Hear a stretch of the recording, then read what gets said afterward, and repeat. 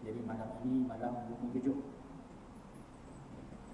malam ganjil pada 10 akhir Ramadan yang sangat-sangat diharapkan berlakunya Lailatul Qadar. Bahkan menurut pendapat majoriti, malam Lailatul Qadar itu ialah malam 27. Di sana ada beberapa pendapat. Al-Imam Syafi'i dan Al-Imam Malik bin Anas berpendapat Lailatul Qadar itu berlaku pada 21 Ramadan. Dan ada pandangan kedua Imam Syafi'i, Lailatul Qadar itu malam 23. Ada sebagian ulama memilih malam 25, dan ada yang memilih 27, dan itu adalah pandangan majoriti para ulama dan pandangan yang terkuat. Sebagian ulama mengatakan Lailatul Qadar itu berlaku hanya pada satu tarikh saja. Maknanya dia tidak berlaku pada malam yang berbeza-beza. Kalau dah terima 27, maknanya setiap tahun 27 lah. Itu pandangan dalam mazhab Hanafi. Jadi saudara-saudara kita yang bermazhab Hanafi, dalam mazhab Hanafi Lailatul Qadar itu malam 27. Kita panggil malam 27 likur. Waktu saya di Pakistan dulu, 4 tahun di Pakistan, malam 27 ni orang sana tak tidur. Tak tidur malam. Sampai dengan saya pun tak boleh tidur malam. Dah ajak sekali tak tidur malam. Jadi malam 27 memang mereka tak tidur. Kemudiannya sebagian ulama dan kebanyakan ulama lah, malam Lailatul Qadar itu berlaku tidak menentu. Jadi mungkin tahun ni 27, tahun lepas 25. Kebanyakan ulama mengatakan Lailatul Qadar itu berlaku pada malam-malam ganjil. Ada segelintir ulama yang mengatakan Lailatul Qadar itu boleh berlaku pada malam-malam genap. Namun begitu, para ulama menyimpulkan Lailatul Qadar itu tidak dapat dipastikan bilakah harinya atau bilakah malamnya, kerana Nabi sendiri pun tak tahu. Nabi menjelaskan dalam satu khutbah Nabi, pada awalnya Nabi kata Allah telah memberitahu kepada Nabi, tapi apabila Nabi nak menyampaikan kepada para sahabat, Nabi telah dilupakan hal itu. Maka kata Nabi, mudah-mudahan ia menjadi rahmat kepada kita, dan hikmah dirahsiakan Lailatul Qadar itu supaya kita beribadah pada setiap malam. So Nabi tahulah kita ni, kalau Nabi dah bagi tahu malam 27, maknanya kita akan beribadah malam 27 saja. Malam lain kita akan tidur. Jadi Nabi tak mahu begitu. Al-Imam Al-Ghazali, dia ada kaedah dia sendiri. Dia ada jadual dia. Menurut Al-Imam Al-Ghazali, sekiranya awal Ramadan itu jatuh pada hari Selasa, maka kemungkinan besar Lailatul Qadarnya ialah malam 27. Dan ada seorang ulama salaf yang beramal dengan sifat Al-Imam Al-Ghazali. Dia kata, sejak aku mengikut panduan jadual sifat Imam Ghazali itu, tidak pernah aku miss Lailatul Qadar pada setiap tahun. Tapi ini semua sama ada malam 21, malam 23, 25, 27, 29. Ini semua adalah ijtihad para ulama semata-mata. Nas tidak ada. Tidak ada satu hadis pun yang menjelaskan bilakah sebenar-benarnya Lailatul Qadar. Secara pastilah ada Nabi sebut, carilah Lailatul Qadar pada malam 23, pada malam 25. Cumanya Nabi suruh cari, cumanya Nabi tak menyatakan malam itulah berlakunya Lailatul Qadar. Cuma yang jelas dalam Sahih Bukhari dan Muslim, Nabi menyatakan taharrau Lailatul Qadar, carilah Lailatul Qadar fil witri minal ashril awakhir, pada malam-malam yang ganjil, pada 10 malam yang terakhir min Ramadan, dari bulan Ramadan. Cuma yang malam ganjil, malam genap ni, kalau kita tengok bagaimana Nabi beribadah pada 10 akhir Ramadan ni, Nabi tidak membezakan malam genap, malam ganjil. Kata Aisyah radhiyallahu anha, kana Rasulullah sallallahu alaihi wasallam yajtahidu fil ashril awakhir ma la yajtahidu fi ghairihi. Adalah Nabi sallallahu alaihi wasallam bersungguh-sungguh beribadah pada 10 akhir Ramadan, sesuatu yang Nabi tidak melakukannya di malam-malam yang lain. akhir Ramadan ni Nabi memperhebatkan ibadah. Bahkan Nabi tidak tidur malam kerana beribadah apabila memasuki 10 akhir Ramadan. Dalam hadis yang lain, kana Nabi sallallahu alaihi wasallam idza dakhala al-'ashr, adalah Nabi sallallahu alaihi wasallam apabila memasuki 10 akhir Ramadan, syadda mizarahu, Nabi akan mengetatkan kainnya. Okey, walaupun bahasa hadis itu mengetatkan kain, bukanlah bermaksud kita semua kena pakai kain. Takut ada yang berfaham secara literal, Nabi mengetatkan kain apabila memasuki 10 akhir, maka kita pun kenalah pakai kain. Bukan betul. Sebab Nabi memang pakai kain. Cumanya bila disebutkan mengetatkan kain, maka ada dua pendapat ulama. Yang mana mengetatkan kain ini bukanlah difahami secara literal. Maksudnya bukanlah masuk 10 Ramadan kita kena ikat pakai dalam pinggang ke ikat tadi, bukan. Jadi dimaksudkan dengan mengetatkan kain ialah Nabi fokus kepada ibadah. Bahkan Nabi membencut selaju-lajunya. Kalau ibarat orang yang nak berlari, mesti kena ketatkan kain dulu. Kalau tidak, bahaya. Jadi kena ketatkan kain. Dan sebagian ulama mengatakan maksud mengetat kain ialah Nabi menjauhi bersama dengan isteri Nabi. Nabi menjauhi dari tidur bersama dengan para isteri Nabi. Itu maksud mengetatkan kain. Dan disebut dalam hadis itu wa ayqaza ahlahu, Nabi membangunkan ahli keluarganya untuk sama-sama beribadah. Hadis pula akhir Ramadan, Nabi mengejutkan ahli keluarga, isteri, anak-anak untuk sama-sama menghidupkan malam beribadah. Wa ahya lailahu, dan Nabi menghidupkan malam-malam Nabi dengan ibadah. Jadi di 10 akhir Ramadan ni Nabi tidak tidur. Nabi tidak tidur malam dah, kerana menumpukan kepada ibadah demi memburu Lailatul Qadar. Jadi oleh kerana itu kita pun sama-sama lah berjaga malam, ikut Nabi berjaga malam. Bahkan Nabi sampai beriktikaf semata-mata memburu Lailatul Qadar. 10 akhir Ramadan Nabi kuarantin diri dalam masjid. Sejak malam 21 itu Nabi tak keluar daripada masjid sampailah ke pagi raya.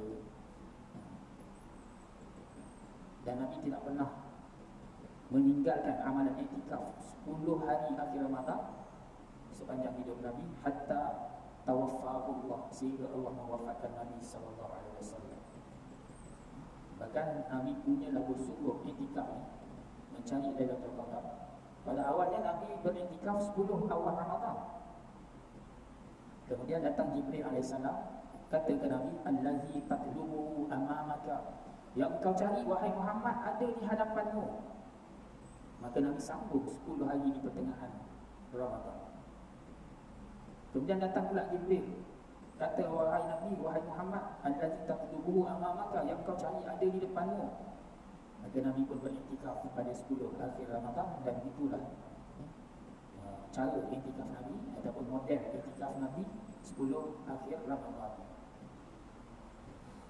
Jadi tuan-tuan sidang jemaah rahimani wa rahimakumullah, ulama-ulama yang berpendapat malam 21, malam 23, malam 25 dan sebagainya, masing-masing ada sandaran masing-masing. Yang berpendapat malam 25 ada hadis yang disebut iltamisuha fi 24, carilah Lailatul Qadar itu pada malam ke-25 ataupun 24 Ramadan. Yang dimasukkan kata para ulama ialah malam 25. Dan ada hadis Nabi suruh cari pada malam 23.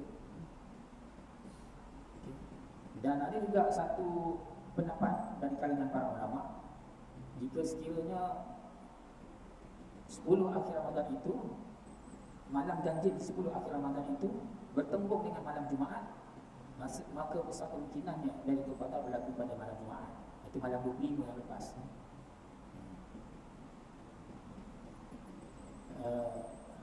Namun yang paling kuatnya ialah, pendapat yang paling kuatnya ialah 27 Ramadan malam ni. Malam ni. Malam ni jangan tidur tuan-tuan. Satu malamnya tak tidur. Satu malam saja tak tidur. Banyak dah tidur. Setahun ni ada 360 malam. Semua tu tidur lah. Dari 360 malam tu, satu malam je jangan tidur.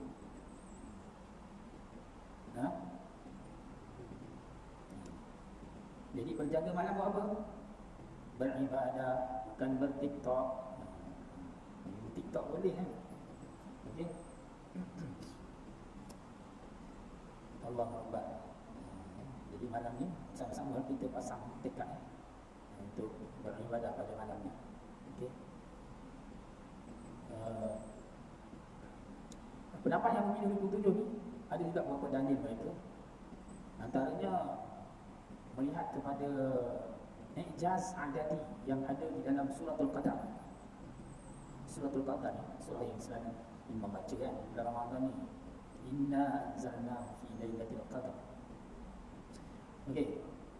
Kata para ulama, kalau kita hitung perkataan atau kalimah yang ada dalam suratul Qadar, kita akan dapati ada sebanyak 30 patah perkataan. Daripada inna 1, anzalnahu 2, fi 3. Maka kita akan dapat 30 patah perkataan. 30 patah perkataan ini mewakili 30 juzuk Al-Quran. Inna anzalnahu, sesungguhnya kami menurunkan Al-Quran pada malam Lailatul Qadar. Jadi surah Qadar ni ada 30 perkataan mewakili 30 juzuk Al-Quran. Dan huruf-huruf yang terdapat dalam suratul Qadar berjumlah 114 huruf. Inna ada berapa? Alif, nun, alif, 4 huruf. Kira lah sampai ke habis surah tu, jumlah hurufnya 114, mewakili 114 surah dalam Al-Quran. Itu i'jaz adadi, mukjizat Al-Quran dari sudut jumlah ayat, jumlah bilangan ayat, huruf. Dan perkataan hiya, salamun hiya hatta matla'il fajr. Hiya itu dhamir ganti nama, dia ataupun ia, merujuk kepada Lailatul Qadar. Dan kalimah hiya jatuh pada kedudukan 27. Kedudukan ke-27. Maka hiya di kedudukan 27 kembali kepada Lailatul Qadar. Maka kata para ulama menunjukkan ataupun mengharapkan Lailatul Qadar itu berlaku pada malam 27 Ramadan. Ada banyaklah beberapa dalil dari para ulama kita. Namun kita berharaplah mudah-mudahan malam ini kita tak terlepas Lailatul Qadar. Jadi dah sebut. Jadi dah sebut. Sifir Imam Ghazali, sekiranya awal Ramadan itu pada hari Selasa, maka Lailatul Qadar kemungkinan besarnya berlaku pada malam 27. Dan kata ulama yang telah mencuba sifir ni, dia kata setiap tahun dia tidak miss Lailatul Qadar. Ala kulli hal,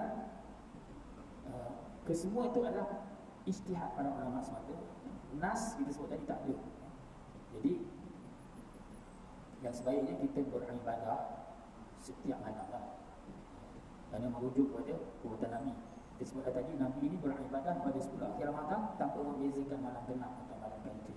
Cuma mungkin Nabi tengok kita umat Nabi ini, tengok ke umat dia ni mungkin tak darat lah, tak mampu, maka Nabi kata carilah pada malam-malam yang ganjil. Tapi sebaiknya setiap malam, tak kira genap tak kira ganjil. Sebab apa? Dia ada satu lagi satu lagi yang kita perlu berikan perhatian. Apa dia? Cara mengira malam genap malam ganjil. Majoriti ulama mengira daripada awal ataupun mengira daripada mula. Adapun sebagian ulama termasuk Imam Bukhari mengira malam genap malam ganjil itu daripada hujung, bukan daripada awal. Jadi kalau dia akan berbeza. Kalau Ramadan 30 hari, kalau kita kira daripada awal, daripada satu Ramadan, satu Ramadan maknanya malam tu malam genap malam ganjil lah, kan? Budak satu Ramadan kita apa ni, tahun yang pertama kita tu, itu kira malam ganjil lah, malam satu Ramadan. Kalau 30 Ramadan, malam sebelumnya malam genap, malam ganjil. Kalau 30 Ramadan, malam sebelumnya, semalam. Malam genap lah, malam 30 kan. Okey. Tapi kalau kita kira daripada hujung 30 Ramadan itu malam sebelumnya malam ganjil, bukan malam genap, malam 1. Malam Ramadan berbagi 1 hari. Itu malam ganjil. Kira daripada awal malam genap, tapi kalau kira daripada belakang jadi malam ganjil. Jadi sebagai ulama memilih cara mengira genap ganjil daripada hujung berdasarkan hadis. Nabi keluar salat 3 malam di dalam bulan Ramadan ni. Kata sahabat Abu Zar Al-Ghifari yang meriwayatkan hadis ini, dia kata, kami berpuasa bersama-sama Nabi, sumna ma'a Rasulullah sallallahu alaihi wasallam, falam yusalli bina, Nabi tidak keluar salat bersama kami hatta baqiya sab'un, sehinggalah Ramadan berbaki 7 hari. Dikira pada akhir, bukan kira pada awal. Okay. Kemudian Nabi keluar semula ketika Ramadan berbaki 5 hari. Dan Nabi keluar kali ketiga ketika Ramadan berbaki 3 hari. Okey. Maka oleh kerana itulah, oleh kerana kita tak pasti Ramadan tahun ni 30 hari ke 29 hari. Maka oleh kerana itulah tidak dapat dipastikan bilakah genap, bilakah ganjil. Maka sebab itu Nabi beribadah pada setiap malam di 10 akhir Ramadan, tak kira genap, tak kira ganjil. Jadi ada 2 pendapat lah cara mengira genap ganjil ni. Kita sebut tadi majoritinya mengira daripada awal, tapi ada juga sebagian ulama mengira daripada belakang, mengira daripada hujung. Okay. Dan antara perkara yang disunatkan apabila memasuki 10 akhir Ramadan ni ialah mandi di antara maghrib dan isya. Tujuannya ialah supaya menyegarkan tubuh badan untuk kuat beribadah pada malam tersebut. Mandi di antara maghrib dan isya adalah sunnah. Jadi kita boleh buatlah sunnah yang senang, kita jangan tinggal. Dan antara hikmahnya lagi ialah kerana Nabi berharap bertemu dengan Lailatul Qadar. Nabi mandi itu seolah menyambut tetamu yang istimewa. Nabi mandi. Maka sunnah kita mandi antara maghrib dan isya apabila memasuki 10 akhir Ramadan.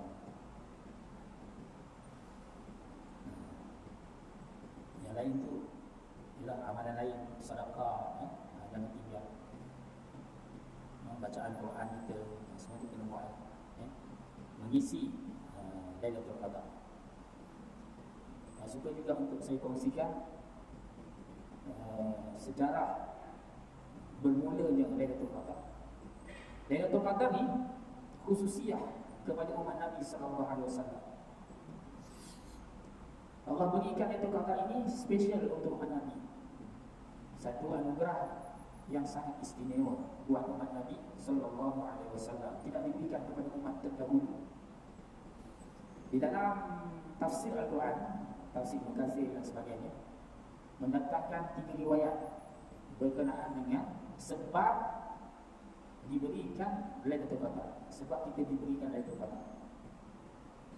Antara riwayatnya ialah diberikan Lailatul Qadar kepada umat Nabi ini berdasarkan kepada sebuah kisah seorang Nabi Allah namanya Syam'un Al-Ghazi. Syam'un Al-Ghazi tak silap, dia hidup sekitar 1200 tahun sebelum Masihi. Jadi Nabi Allah Syam'un Al-Ghazi ni, satu hari Nabi cerita kepada sahabat, di akhirat nanti ada Nabi yang pengikutnya 2 orang masuk ke syurga. Jalan di akhirat nanti masuk ke syurga. Ada Nabi yang jumlah pengikut 3 orang. Bahkan ada yang Nabi tak ada pengikut pun, seorang pun tak ada. Dia berjalan seorang diri bersama pedangnya masuk ke syurga. Nabi yang dimaksudkan ialah Nabi Syam'un Al-Ghazi. Syam'un Al-Ghazi. Dia tidak ada pengikut. Nabi cerita dalam riwayat ni lah, dia cerita Syam'un ni Allah beri kepada dia keperkasaan yang luar biasa, gagah luar biasa. Kalau setakat tuan-tuan yang ada depan saya ni, sekali dia hembus layar-layar masuk IC terus, gagahnya Nabi ni, Masya Allah. Jadi pihak musuh dah buat macam-macam dah, tapi tak berjaya nak menghapuskan Nabi ni. Akhirnya mereka berpakat kepada isteri Nabi ni, Dilailah. Jadi isteri Nabi ni mungkin telah ditawarkan macam-macam lah. Tawarkan dapat tanah ke, dapat gelang tangan ke, tak tahulah.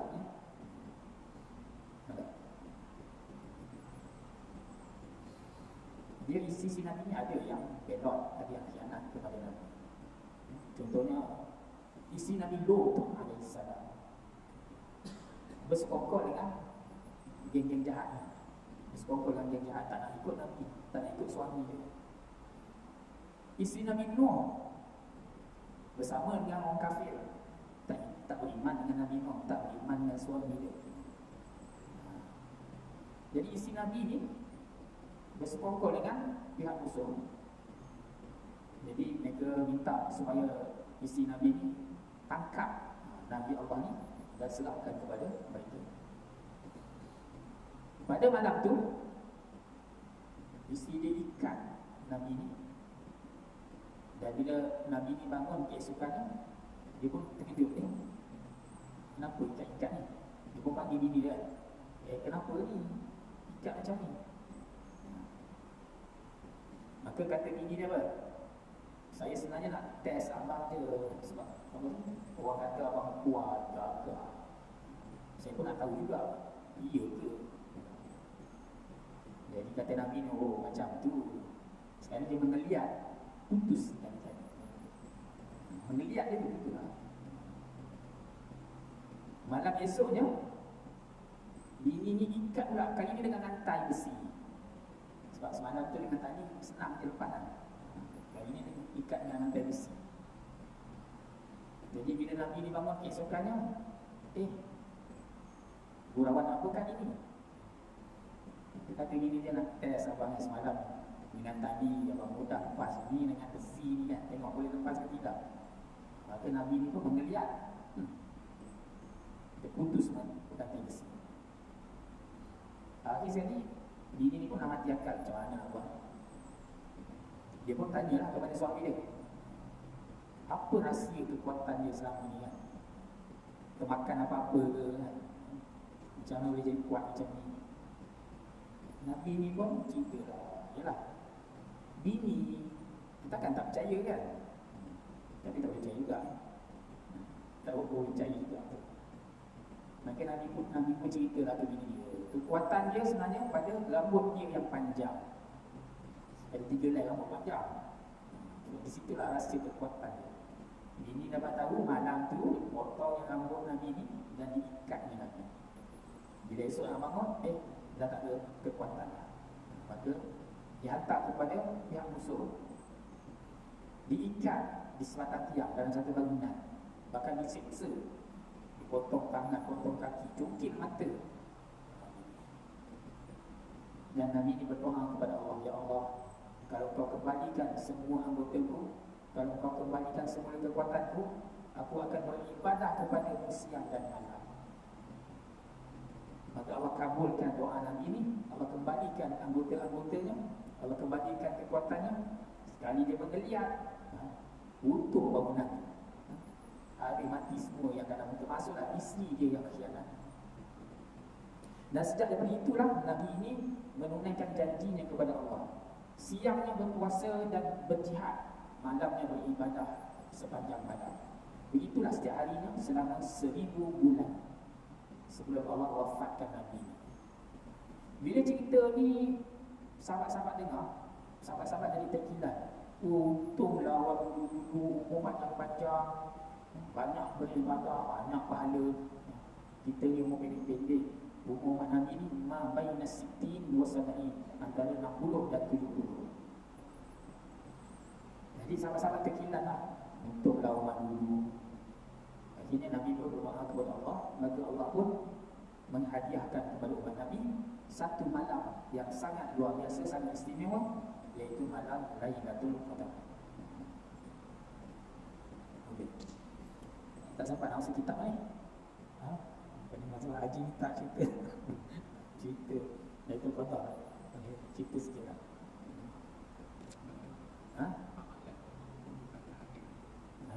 Malam apa? Nak buat apa? Antaranya kita kebanyakan doa. Ni Aisyah sendiri tanya kepada Nabi, kalau bertembung dengan Lailatul Qadar nak doa apa? Maka Nabi kata, minta apa? Allahumma innaka afuwun karimun tuhibbul afwa fa'fu anni. Jadi dua riwayat ni. Satu riwayat afuwun tidak ada karimun. Satu riwayat lagi ada karimun. Kedua-duanya sahih. Innaka afu, ataupun innaka afuwun karim tuhibbul afwa fa'fu anni. Ya Allah, Engkaulah Maha Afu, pemaaf, maka maafkanlah aku. Menurut ulama ada perbezaan kalimah afu atau ma'fuwah dengan ighfir ataupun maghfirah. Allahumma ighfirli, ya Allah ampunkan aku. Fa'fu anni, maafkan aku. Jadi beza. Kalau kita berdoa dengan ighfirli, minta ampun, Allah ampun dosa, tetapi catatan dosa masih kekal. Adapun kalau kita minta afu, fa'fu anni, minta maaf, maka Allah ampun, dan juga tulisan kejahatan itu pun di-delete, dipadam. Tidak ada dalam catatan. Tidak ada lagi dalam catatan. Itu beza. Jadi kalimah afu dia lebih luar biasa lagi. Lebih luar biasa. Yalah, walaupun Tuhan ampun, tapi kalau ada lagi dalam catatan, kita pun suspend juga, betul tak? Dia tengok dia, orang banyaknya jahat, padahal ampun lah, tapi tengok tu, seriau juga, betul tak? Jadi kalau kita minta ma'fuwah, kemaafan, di-delete terus, tak ada. Kita tengok pun sedap juga kan? Tak ada lah. Itu beza dia. Tapi sebab itulah Nabi ajar kepada Aisyah ni, minta kemaafan. Lagi kita mempunyai sedekah. Sedekah ni bertembung dengan malam itu Qadar, maka pahalanya berganda 1000 bulan, iaitu 83 tahun lebih. 83 tahun 4 bulan kalau silap. Masya Allah, kalau kita terlepas peluang Lailatul Qadar yang semalam je, bukan lama sangat pun kita kena apa? Kita berikan masa kita kepada Lailatul Qadar ni satu malam berapa jam ni kan? Tapi ibadat yang kita lakukan pada malam tu seperti 83 tahun. Satu saya sebut tadi, malam ni jangan tidur, beribadah. Buat ibadah, baca Quran. Apa lagi yang kita boleh buat? Qiyam Ramadan. Solat tasbih, solat taubat, solat tahajud, solat witir, tarawih, dan yang tiga. Di Pakistan saya sebut tadi kan, malam 27 tak tidur malam. Yang tak tidur lah tak tidur, yang tidur tu tidur juga. Bukan semua tak tidur. Yang tak tidur tu tak tidur malam. Masya Allah, sampai ke pagi. Tapi tengoklah lepas subuh, pengsan semua. Pengsan. Dahsyat ni. Tak apalah. Sungguh-sungguhnya nak beribadah pada malam Lailatul Qadar. Yang mana saya kongsikan, cerita lucu pun ada juga. Sebabnya ialah nak jaga malam pula apa? Nak baca Quran pun berapa jam je kita nak baca kan? Sejam pun dah penat lah. Nak buat apa lagi? Bagi saya ikut hatrah dia, buat nasyid selawat. dia tersengguh-sengguh. Saya akan pergi Sarawak. Dia nasi ada pompa semua. Jadi kurang sikit ngantuk. Dia macam tu. Lepas tu kejap-kejap minum, dia ajak makan. Selang-seli lah makan. Nak bagi buang ngantuk tu lah. Nak sampai ke subuh tu.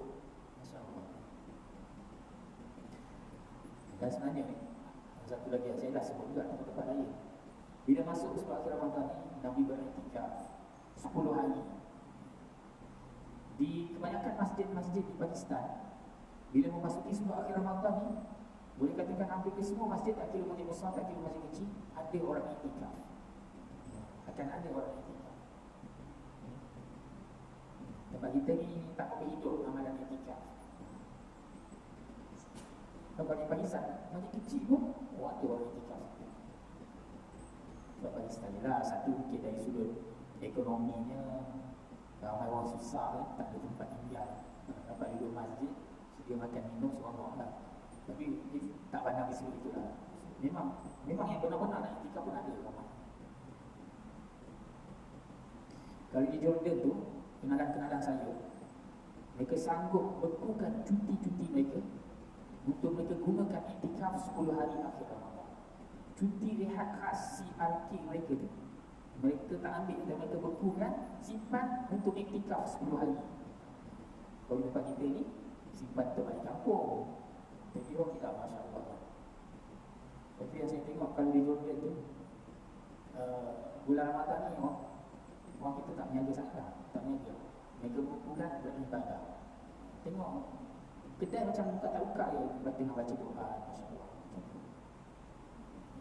Ini suasana Ramadan ni negara luar. Jadi saya rasa sekadar inilah perkongsian kita untuk ini. Saya sebenarnya nak bincang tajuk zakat fitrah ni, tapi apalah, ada sebab pada ni kemungkinan besarnya Lailatul Qadar. Jadi kita kongsikan berkenaan dengan sedikit panduan lah bagaimana untuk kita menyambut Lailatul Qadar. Hadza wa billahi taufiq wal hidayah. Wassalamualaikum warahmatullahi wabarakatuh.